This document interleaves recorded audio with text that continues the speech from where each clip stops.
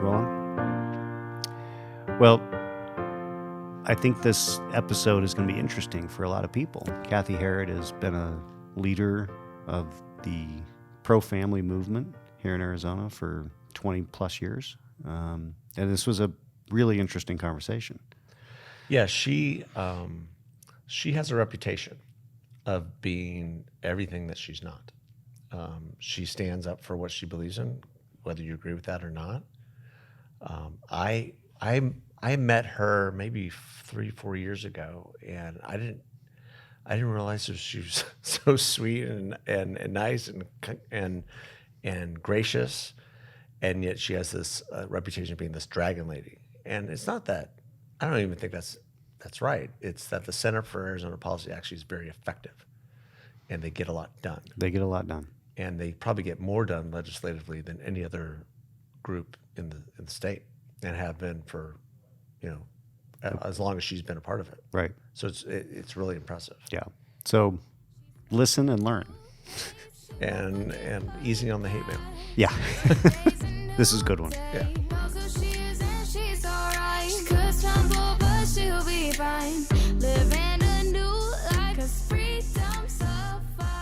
Hey, so welcome to another edition of Light Beer, Dark Money.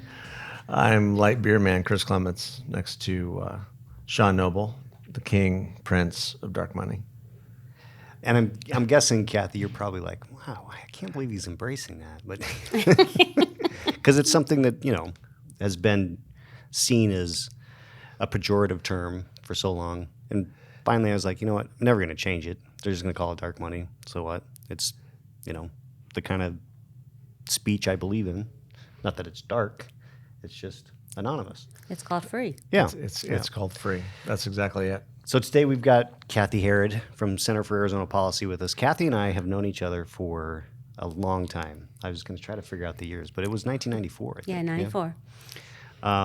And she was a key, an important part of the coalition of grassroots and leaders that helped get John Shadegg elected to the U.S. House.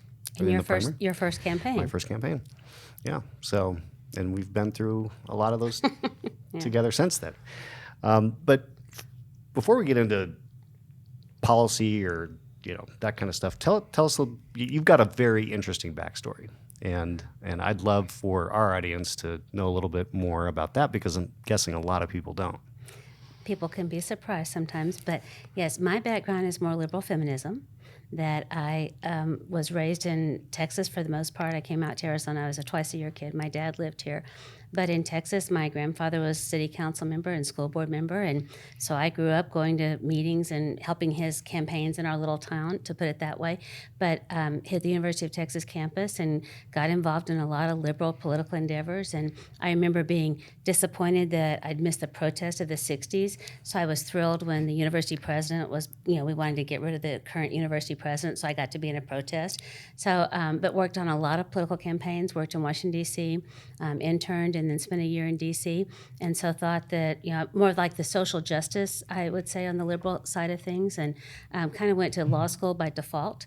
Thought that, it's kind of what all good political junkies did. I mean, I always read the newspaper, I loved the pure politics of it. And in some ways, I'm still that political junkie as far as just following politics for politics' sake. Went to law school, entered law school as a liberal feminist, and left law school as a married conservative woman, or at least on my way to being a conservative woman. So not usually what happens in a more liberal law school at a major law school, but that was my story. That's fascinating. Was there a turning point, or was it just a was there a gradual trigger point? Well, it was largely, I would say, I had some difficult family circumstances. I had the grandmother who'd raised me died my first year of law school. I'd started dating my now husband, and my dear stepmother, who has been married to my dad now for 57 or 58 years, I was very involved in my church and loved my church, but she would just ask me, what do they say about Jesus? And I couldn't answer the question because I didn't know the Bible, and I wasn't in a church that was really teaching Bible, so I didn't know what she meant by, what do they say about Jesus? And so it was that kind of quest that, okay, I've got to figure this question out.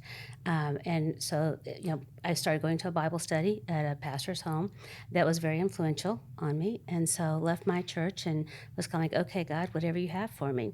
And so then it was kind of like, okay, I'd had this political background. I had a law degree, and this was in the early 80s. And it was kind of like, okay, well, what do I do? And now I'm supposed to be this conservative Christian woman. And that didn't really fit me, as far as, I'm more like, okay, why should I cook a home-cooked meal when Costco's right down the street? I mean, that kind of thing. Right. And so, so I, wasn't, traditional in some ways. And so just through a process, I would say that, God led me back into that, being involved in the political world and in the policy world, that was my calling and what I was supposed to be involved in. Conservative women were getting more active and the need for a women's voice out there.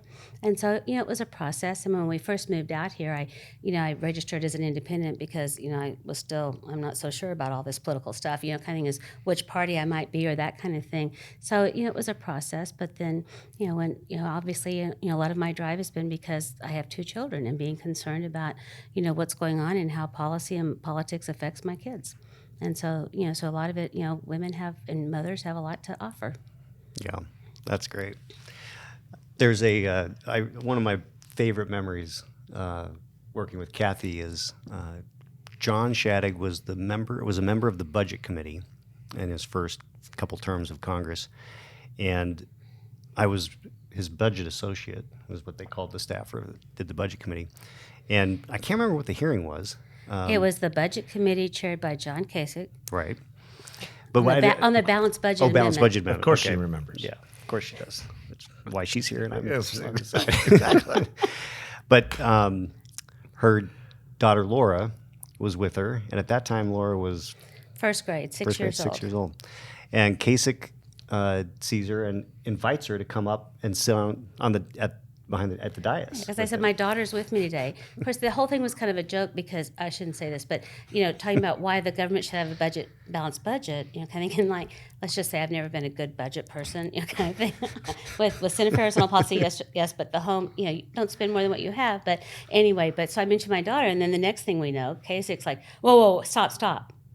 Yeah, and so he brings her up, and she sits next to him for the rest of the hearing. And they bring out hot chocolate for her. They bring out white pieces of paper and markers. And so she's drawing the budget charts that she sees up on the walls. And then they frame it and give it to Congressman Shadegg. And it was just, Yeah, hung in his office for the remainder of his time in Congress. So Yeah. it was very funny. Yes. So you've been the head of Center for Arizona Policy now for a number of years. Since 2006. 2006, okay. Oh, that's right. That's when Len Munsell ran for governor. Mm-hmm. What has been the biggest surprise? Ooh, that's a good question. Well, biggest surprise. I'm not. Well, I think if you want to look at it idealistically, that you would like to be able to go in and talk issues on the merits, and of course, you're not able to do that. And I think as we see what's going on now, I don't know if it's a surprise, but the biggest frustration in some ways is the lack of truth, and that the left, especially most recently, they will just throw out there anything that they want. So I think the biggest surprise, at times is, politics. I mean, obviously that how, when people aren't doing the right thing or who they're listening to and some of those things. So sometimes it's disappointment in people, ones that you think are going to be of stronger character and that they will fold. And the compromise. The current House Majority Leader said, told us earlier this year, how much do you compromise until you're compromised? And so that is, certainly a disappointment. I mean, and a surprise at times when someone you don't think is going to compromise does compromise. Right. As I've said this before on the podcast, that if you put your faith in a politician, you're going to be disappointed. It's going to happen. Yeah. But there's a lot of people who don't believe that faith and politics have anything to do with one another. That people of faith should just stay out of politics. And yet you came to faith in a very strong way and decided that must be the path. That must be something I need to do. Can you just touch on a little bit more of that transformation and why people of faith have every responsibility to stand up, for the teachings of Jesus and for what's right Well, I think in the political sphere? I think at times it's the tone and some of those who represent or who present themselves as Christian that don't act like Christians and don't represent that. So I think, but as far as like for me, the God's word says that you're to go into all the world. It doesn't say go into all the world except the political world. We're to be salt and light. What does salt and light mean? Salt, keeps meat from rotting. That we're to be the salt that preserves the society. And I would say with that every issue that we address in the policy world is backed up by sound social science data. So I may look at the life issue that I believe that human life begins at conception, and I believe that, is that a religious belief, a biblical belief of mine? Yes. But it's also pretty well documented by social science data that that's the beginning of life. And so, we don't always have to, it's not like talking scripture in the political world necessarily, but it's still advocating for these values. And so I think that those who call themselves Christians and who are believers, that, what is God calling you into? What is the marketplace? Where are you called to serve? And for some of us, that's the policy world. And that's really what happened to me is that, actually I was with another friend and she was talking about the ministry that she was involved in. And, our youngest children were in first grade, and she said what she was doing was what God made her to do after being a wife and mother. And I've said that was kind of like a light bulb time for me, that I thought, yes, what God made me to do is I'm a wife and mother. I'm indispensable to my kids and my husband. But after that, he had gifted me in this arena, and that's where I was supposed to be, and that's where I was to serve. What you mentioned truth being lacking in politics, and unfortunately, it's both sides. I mean, this fiction about a stolen election continues to just baffle me, and I especially all the consternation about what's going on in Maricopa County with this audit. The simple fact is that if Biden wins Maricopa County by 20,000 votes, and Adrian Fontes, the Democrat county recorder, loses by 4,000 votes. So if he stole enough for Biden to win, why didn't he steal it for himself? I mean, and no one really has a good answer for that. So it does disappoint me that, I spent a lot of time blaming or saying that leftists were the only ones that lied, but clearly conservatives can lie as well. That's unfortunate. What are the most positive things that you've seen as you've carried on this effort with Center for Arizona Policy? What comes to mind right away is those politicians who start out being pro-choice on abortion, and then they look at it. I mean, I can think of one former politician who it was seeing the ultrasound picture of his daughter that made him, oh, wait a minute, that is a life. Or, I think of another former state senator who Planned Parenthood went after her pretty hard for supporting something like parental consent for abortion. And so seeing an elected official actually look at the merits of an issue and decide that they were pro-life and stick with that position, throughout their political career. And so I think that that's been one of the most rewarding, because it's so divided on so many issues. And so for somebody to actually look at the merits of the issue and to kind of consider them and then make a change like that to go from pro-choice on abortion to pro-life, that's probably been the thing that's been the most positive, because we see that, I believe, throughout the culture and throughout the country, that people's minds and hearts have been changed on abortion. And that's one reason the abortion rate's gone down, is because you can't deny any longer that it's some form of, that it is a human being, that life has begun, and that certainly, it's like one of the former pro-life leaders used to say, what woman ever gave birth to a dog or a carrot, kind of thing, that this is a baby. And women who are pregnant call it a baby. I mean, that's what you're looking at. And so that's probably been the most positive, is to see that. What do you see as you look into the future? It seems like culturally there's just a crazy amount of craziness. A lot of vitriol. Yeah, obviously there's huge division. There's the cancel culture. There's, one of the goals we have is to be canceled. No, I'm just kidding. Not really kidding. But what the the battles about faith and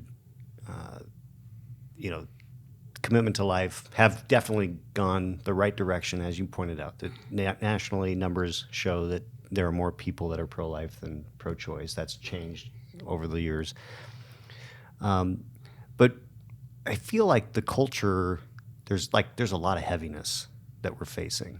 I mean, with transgender issues, with critical race theory, with all of those things that become kind of harbingers for what. And I should say that's very active, like in the Twitter world, but it doesn't seem like it's as much in the real world. But that all kind of seeps in. What do you see as the challenges that we face as a society over the next couple of decades? I think largely whether the First Amendment is still going to mean what the First Amendment is intended to mean. And so when you look at religious freedom, and that the Free Exercise Clause means that you're able to freely exercise your beliefs, and the movement, I think, is stronger than many realize to put people of faith in their own silos. And where you are, like if you're participating in commerce, if you're the wedding vendor type of cases, that if you want to follow your faith and how you're running your business, and you don't want to participate, you don't want to use your expressive talents, your free speech talents, follow your religious beliefs. And so the move to try to force you to either you bake the wedding cake for 2 men or 2 women, or you don't, or you don't have that business. So I think that concerns me, along with the whole battle over parents' rights. And we've seen this for a long time coming, but do parents really know what's best for their children, or does the government know better? Does the school down the road know better what's best for your children? So I think the need for parents and individuals to have courage and to be willing to speak up and defend their rights and to be out there looking for things. But I think freedom, in a nutshell, it's freedom. And what's freedom going to mean? And even when you talk about the First Amendment, when you hear the phrase, well, it's the right to worship. No, it's not the right to worship.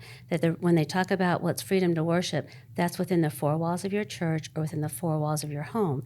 No, it's the right to freely exercise your religious beliefs in all sectors of society. Yeah, that's a great point. I think the assault on the First Amendment from all the different sides of the First Amendment are really, really frightening. It goes back to H.R. 1. We've talked about that before.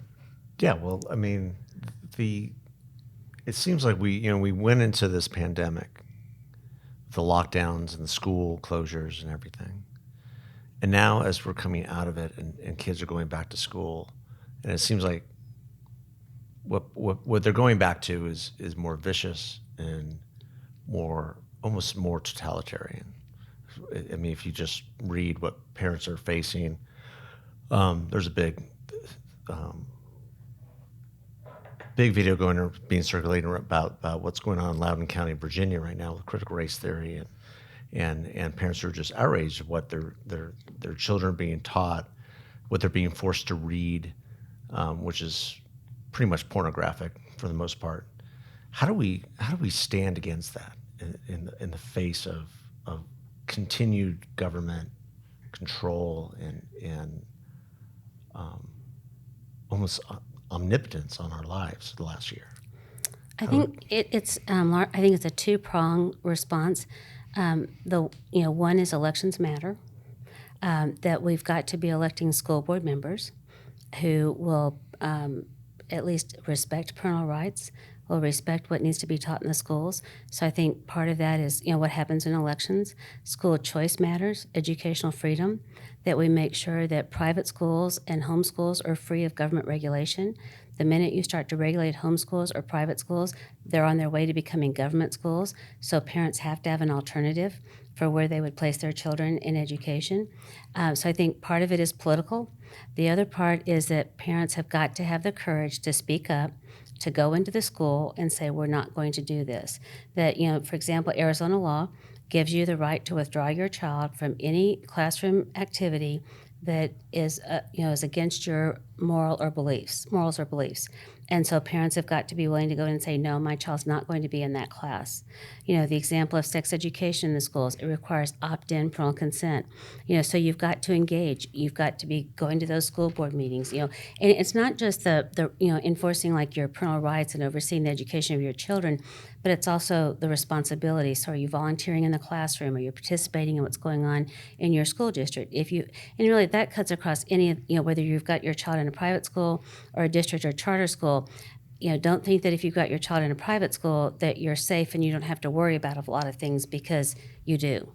Yeah, I think you point out something that's really important, and that is the involvement of parents when they can be. I mean, obviously there's circumstances where it's very difficult, but it is critically important that as parents we're involved in the education of our kids. I have one small example. When my second son, or my first son, but second child, went into kindergarten, they had just started all day K, and I noticed at Christmas break, I sat down to read with him and realized his reading had regressed from when he started school. I was like, this is so weird. And what had happened was he wasn't getting the reading skills that he had when he was at home, because my wife at the time, that her routine was put the baby to bed, read with him, in the morning. And so I went to the school and said, we'd like to take him, a half day. You have him in the morning, we'll take him in the afternoon so that we can work on his reading skills. And they said, you can't do that. What do you mean I can't do that? It's like, well, we only have all day options. And I thought, that's crazy. And so I called the principal, I called the superintendent's office, got assistant superintendent, called me back.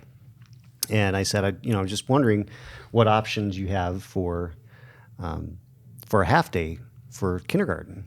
And this is a direct quote: "What person would be so out of their minds as to not put their child in an all-day K?" And I was like, the person you're talking to on the phone, as a matter of fact. Because my child is actually regressing right. with your so all day. I got frustrated enough that I decided, that I'd never done anything like this, because I was working for a congressman at the time, but I was like, I need to get a bill passed. And Mark Anderson, at the time, carried the legislation and went through committee. The only person who gave me any bit of a hard time and tried to scold me for being an idiot was Harry Mitchell, who was in the state senate at that point. And it passed. And so, not that he was able to, benefit from that, but, at least it was a small little piece of giving some parents a little bit more control. But it was just astounding to me that they didn't have that option. Yeah, and that's where parents, yes, in so many families you've got both parents are working, and so it's hard. Certainly it's challenging, but you've got to be checking what's going on and checking what's in the backpack. And, if they say, oh, we're not going to show you the syllabus or whatever, no, you have state law also gives you a right to review any materials that are being used in the school. And so to know your rights, but also, the tone and how you approach and all that stuff matters.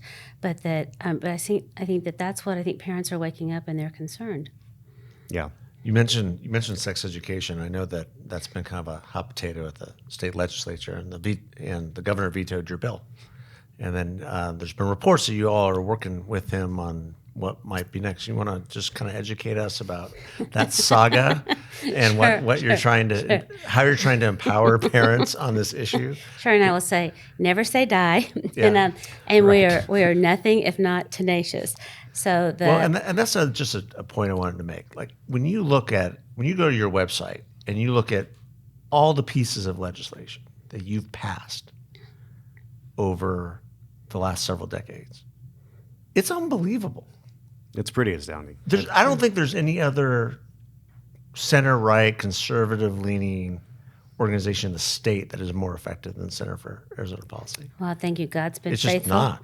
God's been faithful, and the opposition likes to try like I'm in control, and I'm the master puppeteer. Well, you're the dragon lady, right? All that kind of stuff, and I usually say, I wish I had the power that the other side thinks I do, because it'd be a lot different. But anyway, the sex ed bill has been an interesting walk, because the whole goal of it was to have transparency and accountability to ensure that parents, before sex education was adopted by a district, that the parents had a 60-day period in which they could review the materials, that there would be 2 public hearings, that there would be, before the sex education curriculum is presented in the school classroom, that the parents would be notified 2 weeks ahead of time, and that they had to opt their child in. I mean, opt-in is currently the law, but it also would allow, if there's sexuality in classes other than sex education, that you have to have opt-in parental consent, because we see sexuality can cross a lot of different courses and ways.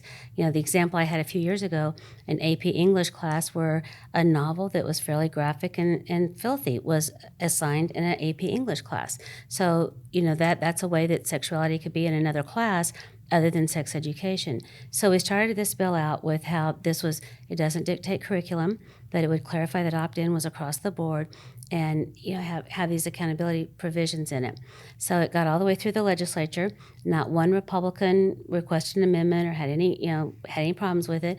The left was all up in arms about it, and the governor vetoed it. So the governor's veto was a surprise, I will say that, and one of the reasons the governor vetoed it was because it did not, one provision of the bill was that no sex education in the public schools before 5th grade. So K through 4, you would not have sex education. Young children, vulnerable, they don't need sex education. And the opposite of this is something called comprehensive sex education that is K through 12. And most parents aren't that thrilled with K through 4 sex education. But the concern was that it would prevent, from the governor's office, was that it would prohibit abuse prevention awareness. So the good touch, bad touch type of things that they might be doing in the lower grades. So after the governor, at the same time he vetoed, he issued an executive order with all the transparency and accountability requirements and directing the State Board of Education to do so. Well, it was still late in the session, but lawmakers were like, well, let's bring it back. And so, kind of negotiated, worked with the governor's office to draft a new bill that adds in that it does not prohibit child sexual assault awareness, abuse prevention. Abuse prevention is not sex education. Right. I mean, and that kind of got lost in the shuffle. And also to codify what was in the governor's executive order. So the provisions in the bill that were in the executive order are now back in another bill. Because, obviously an executive order has a purpose, but it's not the same as a duly enacted law. Exactly. And so we wanted to get a duly enacted law. We don't know who's going to be governor in the future, who's going to be in the legislature. With a stroke of pen, that executive order could be rescinded. So that has passed at this airing. That has passed the first committee hurdle, and it still has in no sex ed before 5th grade, and the opt-in consent and the accountability provisions. So we deleted some things that might be a problem, but otherwise it's a very good bill. And this is another example of parents needing to engage, that it doesn't dictate curriculum. So those who come in the opposition and they're trying to say things that just aren't true, but it's where, okay, parents, here's what the parameters are, here's how you have access to what's going on. You have to get in there and review the materials and make your decision. And then parents, you have to have the courage to say, no, I'm not opting my child in. And this is another example of how the left looks at it. It was like, oh my gosh, if we have opt-in, which are like, okay, man, opt-in's already the law for sex education.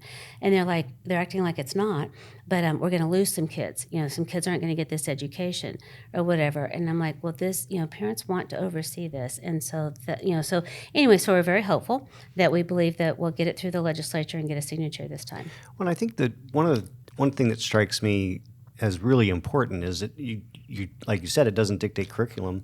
That's really left up to the schools, the school district, but the parents need to have input on that. That's where what you're doing empowers them, because left unchecked, some school districts are going to be, off the reservation, and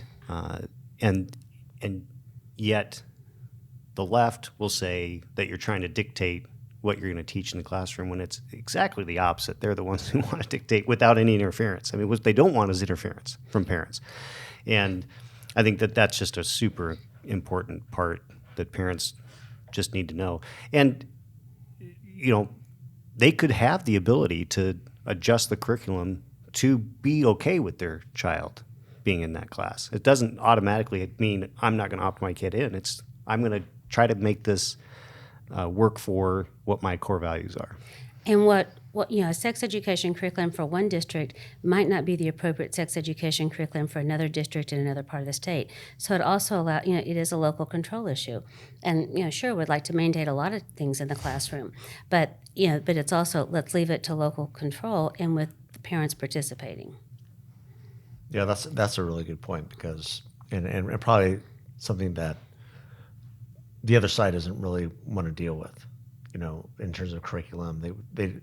I think what you're seeing right now is that they want one size fits all for everyone, everything. Everyone's going to get the same. You see that in a number of different districts across the country where they're trying to California just announced some math standards where everyone needs to abide by this social justice sort of training for math. In every school district in the state, it just doesn't make any sense. And on this issue, which is so much more a parent-child interactive issue, where the community values in a certain part of Phoenix doesn't mesh well with, I would say, the community values in like Sholo. Right. And what needs to be taught, or what parents are gonna sign up on. Well, and there's something called the genderbread, like a gingerbread man, or it's also sometimes called the gender unicorn, that is used in some Arizona public schools. And it basically is one of those things that gender is fluid, and that you choose whether you're male or female. And it's something that most parents, especially in the lower grades, would be shocked to have in their child's classroom, and not something that they would want to be going along with. And so that's an example of where that's and that's kind of bringing in sexuality in a different way in classrooms that parents need to be aware of. Yeah, the parental rights issue is one that, and when it comes to the transgender issue, the stories about counselors and doctors who are, pushing to have hormones, injected into these kids at like 5 or 6 years old. I mean, and with there has been a push for parents not to have a say in that. I just find that astounding. You can't, you have to have a note from your parents to take an aspirin at school, and I don't understand this. It's just, this is when my mind starts to go. Aspirin? How about a Tums? I had to sign all that the other day. Well, and one of the stories from California a while back was, in the first kindergarten or first grade class, and there was a gender reveal. And so I never remember if it was a boy becoming a girl, but whatever. And so the little girl goes home, another classmate goes home to Mommy, Mommy, am I going to be a boy? Like 5 or 6 years old. And most parents aren't really that interested in walking their child through issues like that at that age. No, I'm not. So what do you, begs an interesting question, because I know a couple families who have had to deal with this issue with their kids. And so how do we, as Jesus followers, show grace and understanding to families who are dealing with this with their children and trying to navigate this, with their kids questioning their gender, or questioning who they are, or having these really severe emotional issues at a very early age, and we all know that later stages that might change again. And so as Jesus followers, how do we both assert basic biology, but at the same time, show grace, understanding, and love? Great question. It's very difficult, very challenging. Certainly there are, gender dysphoria is real for, some children. I think that parents you can't discount it, you can't ignore it. That I think as parents that you need to get counseling, and you need to get counseling from someone that you trust. If you are a Jesus follower, it better be someone who is also a Jesus follower and who understands biblical principles, and who would be able to walk you through that, and to seek counseling to understand it, to read some books. And there's some good books out there. some of them are more policy focused, but to understand and where your child is at and how you navigate through those waters. I think professional counseling of the right kind is critical. And that I think that most parents are not equipped to begin to handle it or understand it. Yeah. And I do think that it's become popular, especially among a lot of girls. That it's in the teenage years. And I think it's like kind of what Sean was saying a little bit earlier. I mean, the idea that you would be giving, they call it gender conforming surgery or gender reassigning or puberty blockers to someone that's a minor. And they do change their minds. I mean, another story, the girl at 12 years old tells mom, I think I want to be a boy. And this mom wrote a story about it and said she was left of left. And so, they go through a 2-year period of looking into all the science, talking to people, all that kind of stuff. And at 14, the daughter says, I'm okay being a girl. And so that's where, that's the danger. And I think we're headed toward, we're going to have a number of individuals in their 20s and 30s that are scarred for life. To me, it's not unlike those. The suicide rate is really super high. high. It's over 70%. Well, and that's where, Which and is horrible. so even when someone transitions, Right. it doesn't solve what the underlying problem is. And so that's where I think you have to, obviously it's serious and you've got to take it carefully. For some it's a lark, and it's just what's popular in some ways, but that's where you can't deny it. Or you can't ignore it, I would say. Yeah. Yeah. No, I think that's a really important component because, the first of what I view as someone who follows Jesus is love. Love one another, and we have to do that, and we have to be understanding, and we don't have to understand what they're going through, but we have to be understanding, and that we're going to show support, and and hope that they are doing what's best for them. Yeah. And likewise, in the political debate, you have to be very careful, the tone, the words that you use, that as far as what are the policy reasons behind some of these laws. So, in Arizona, this hasn't happened, but in other states, to, no puberty blockers to a minor, or that even say you have to have parental consent before a minor goes through that, or when you've seen custody cases where, one parent wants to do the transition, the other parent doesn't. We've seen those in other states, or, a parent losing custody because they won't go through the transitioning. And so, there's some real policy issues out there, and you've got to handle them carefully. And, and rhetoric matters in this big time. It does, because people, it goes to the divisiveness, I think, of where we are as a society. They really, it's, you can't slip up anymore, You say something stupid, I don't think. At least some people can think it.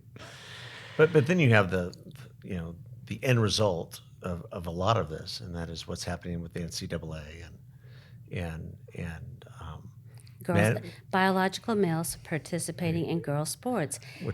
Which as a father of 2 girls, and one of which is probably is going to be a really good athlete, I just don't understand the logic in that.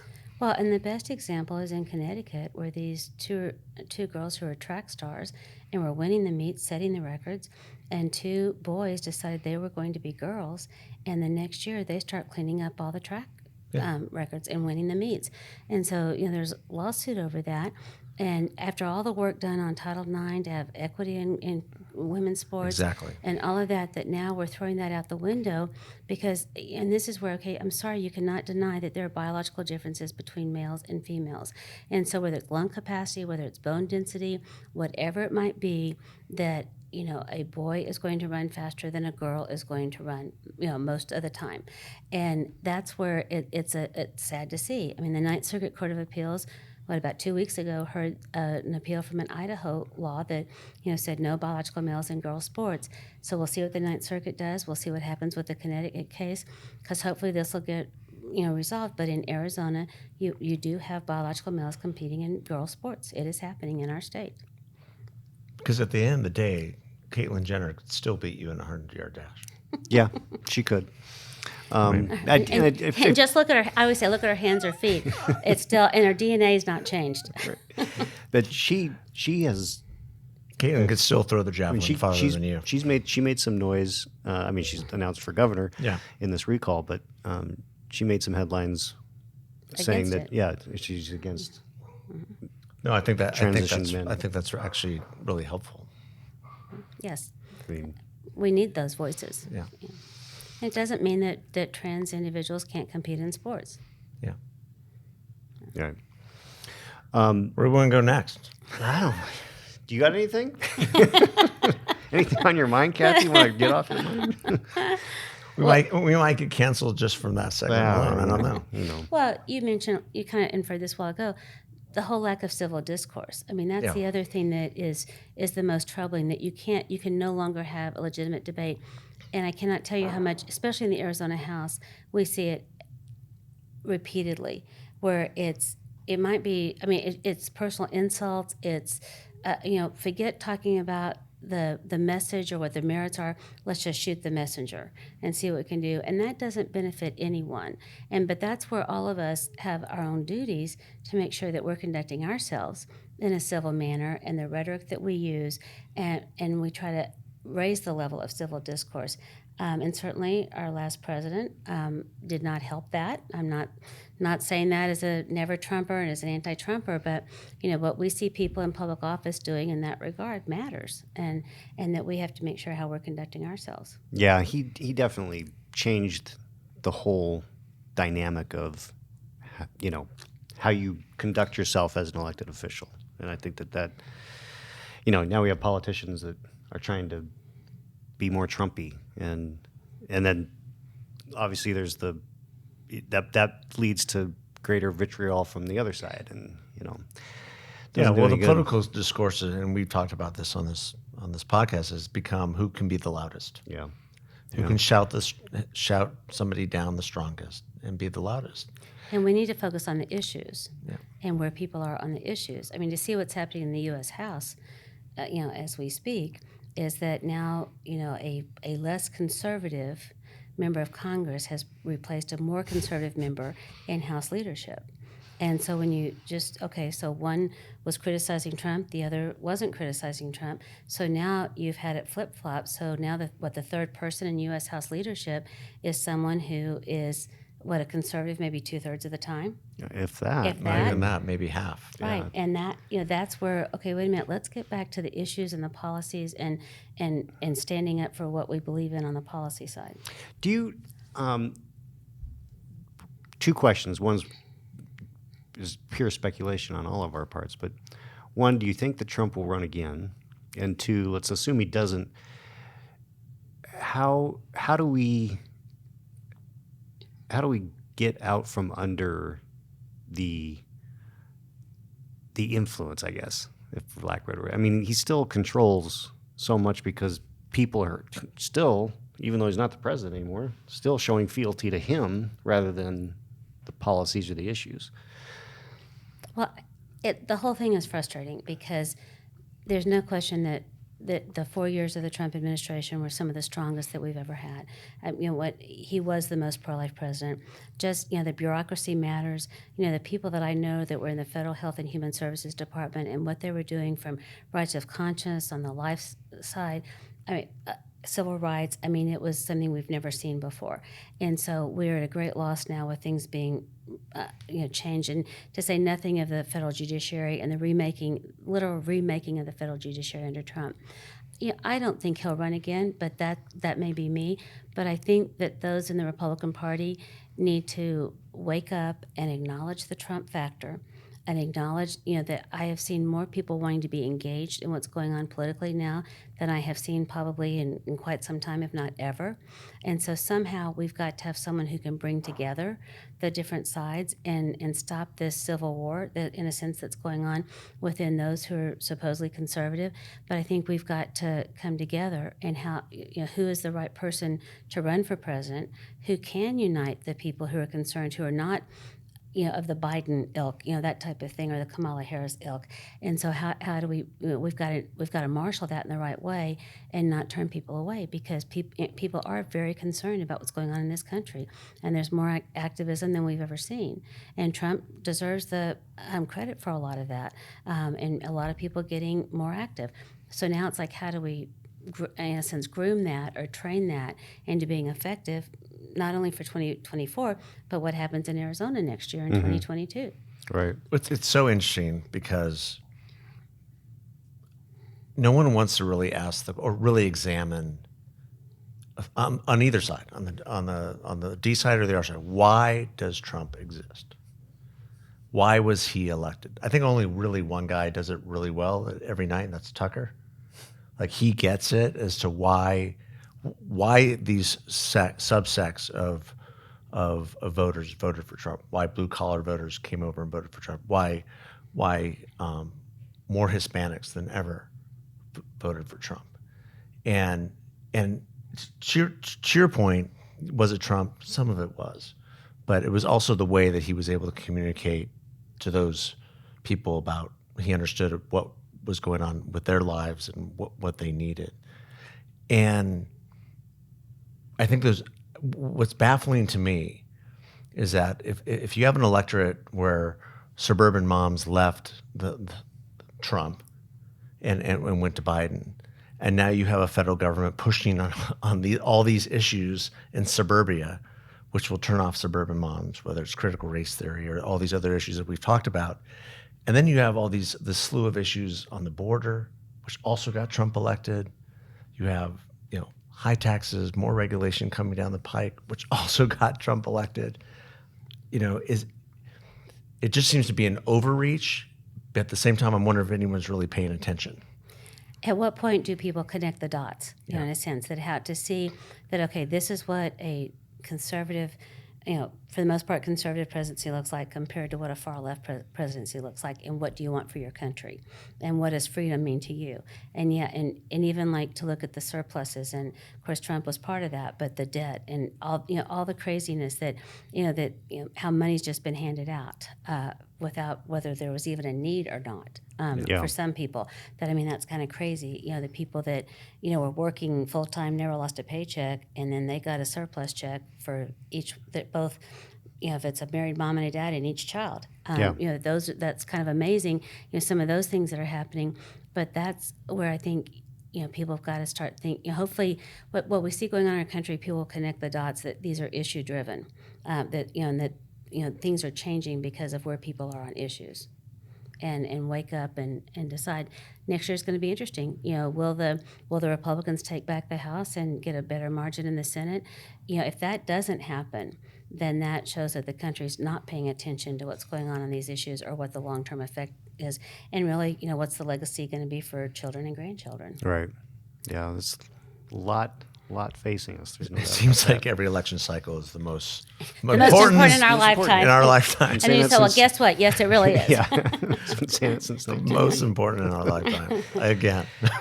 Well, I'm certain that we'll have you back again before the most important election of our lifetime, which will be next year. But thank you for taking the time. Thank you. It's been fun. We love to hear people's stories. You've got a fascinating one, and your insights on what faces and ails America. Well, and I think also one thing about your story is really interesting is that you took time to figure out the meaning of life, and that was Jesus who he said he was? Mm-hmm. Amen. And you figured it out at an age where you could do something and go on and pursue him in a really dramatic way. Amen. So thank you for being a great friend, and thank you for just gracing us here in our little podcast. Yeah. Thank you. It's been a delight. Thanks. Good. Thanks, Cathi. Thanks.